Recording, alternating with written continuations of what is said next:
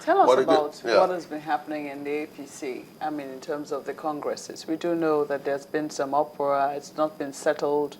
There's been, it's really not been settled since the APC decided to hold its Congress in Edo State. We've also seen people defecting back to the PDP.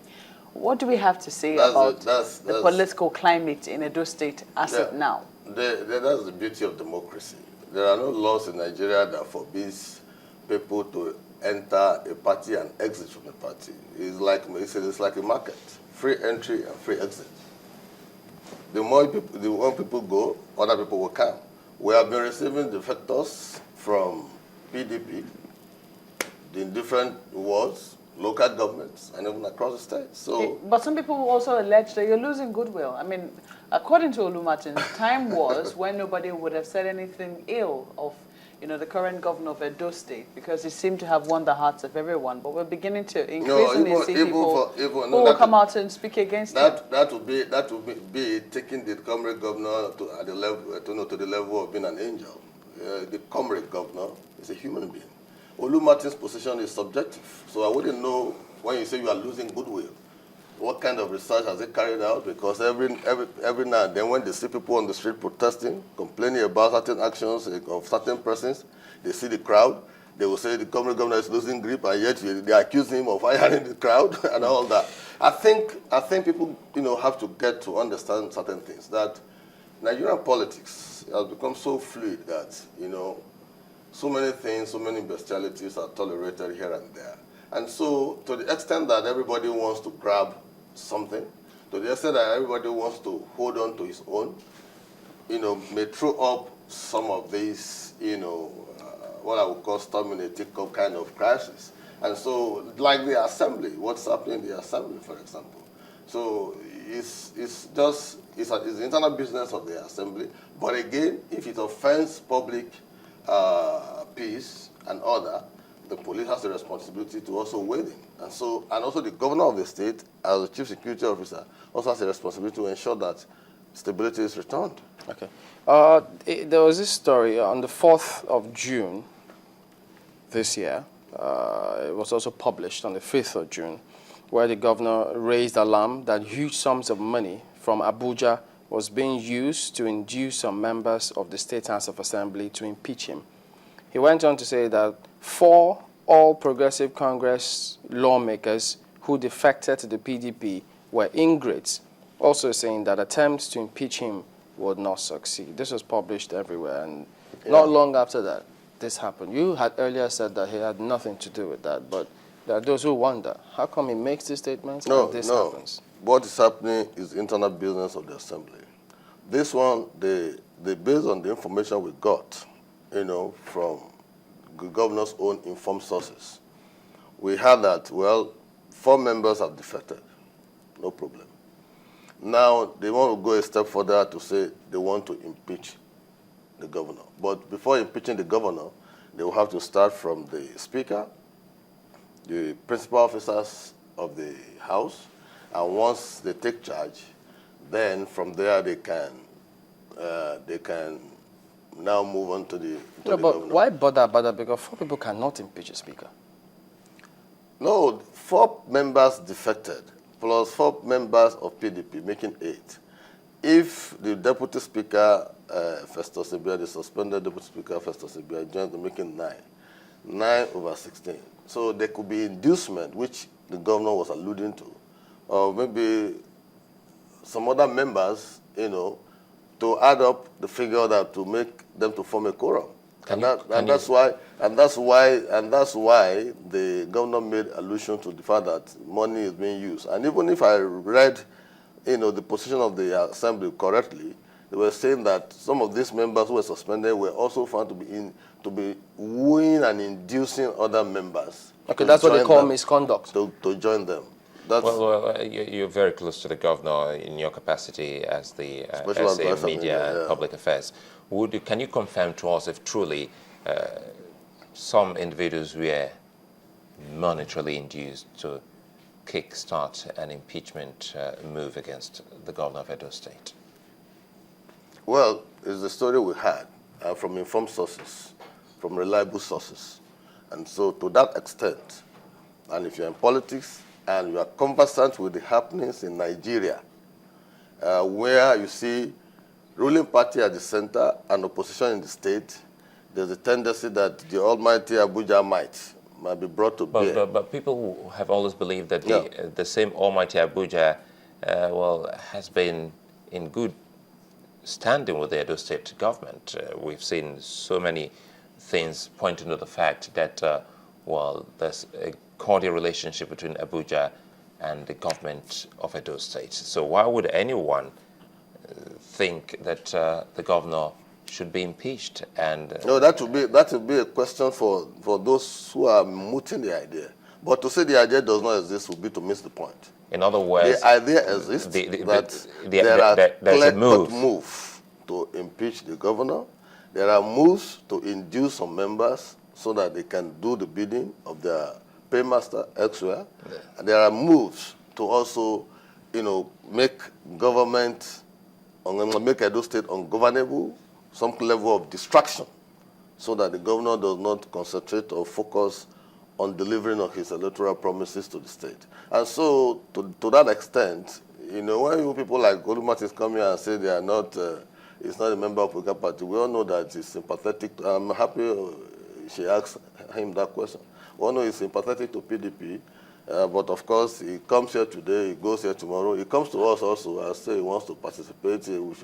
We should encourage him and support his own NGO to mobilize support for the comrade governor and all of that. So it's neither here nor there. So those kind of characters cannot come here and give a balanced and objective perspective about the happenings in Edo State. But at the same time, he's entitled to his opinion. I know nobody's taking that away from him. That's his inalienable right. He's got the right to free. The issue of Godfatherism, he also touched on that, and it was the comrade governor's mantra then that there will be no godfathers in Edo State politics. Yeah. But he just said, well, in trying to work towards that, it has led to the creation of a godfather general in Edo State politics. And I'm sure he's referring to someone in your party. Who? Who is the godfather general? Olumatis is just running his mouth. I think he's got to be told that Nigerians, a larger majority of Edo State people, who gave the comrade governor their mandate across the 18 local governments, overwhelmingly 18 upon 18, he's got the majority votes, know too well that the comrade governor has the capacity and the ability to manage the resources of the state, number one, to manage the politics, the dynamics, the disparate interests, so that he can form an aggregate opinion in the process of delivering on the essentials. And so far, the comrade governor has been able to deliver this. In course of doing this, he is bound to step on toes, because once you say it is not business as usual, you are bound to step on toes. And stepping on toes means that deriving the courage to take decisions that are very painful at times, deriving the wisdom to also know how to put the issues before the public domain, and also having the ability to sustain that. Was that why some left the party? Because it goes back to what Malcolm asked. So we saw some heavyweights leave the party, which has also culminated into these four in the assembly leaving as well. Yeah, fine. They said they gave their reasons that they were leaving the party because they can no longer realize their. No, they said the party was being high-handed, and that the governor was also influencing things unilaterally. You see, you're in Nigeria, you know Nigerian politicians. You're in Nigeria, you know Nigerian politicians. There has to be a reason that will appear plausible in the eye of the public for politicians to, to justify why they are living at any point in time. But it is not to suggest that that is the situation on ground. If there is anything that the comrade governor is good at doing, it is engaging people in dialogue, interaction. He likes to bow to superior arguments. As a special advisor media, I don't cave in easily when he wants to take decisions on some issues. We have to argue. He will tell me, convince me, Kasim, why you think that this should not be done. I'll tell him, well, these are my pros and these are my cons. So he doesn't like yes man. He wants to be engaged. He wants to be challenged. He wants you to give him an idea that appears superior to his own. That's quite strange because yes men go far in politics. But those who engage people don't. Nigerian politics. In Nigerian politics. So that's I am not a yes man. I am not. I will give you my terms. Before I even agreed to work in the first place with him, I told him this is how I will operate, and I will want to engage you because that is the only way I can defend your policies and actions in public, and I'll be convinced I'm doing that from the bottom of my heart. Does this run across in Edo State from the executive down to the grassroots, the local governments? The governor is the governor of the entire state. It's not governing just... No, I'm asking because it would seem that some of these political office holders, even in the local government, are also wearing the toga of godfathers to the extent that no one dare speak up in their presence. It's not... I think what you have in the state is what you also have at the local government level. They also have a legislative arm. So the chairman, if it is the chairman you are referring to, who are the chief executive of local governments, will also have, to work within the, principles of their own established rules, because there's a legislature that will also approve or disapprove whatever they do.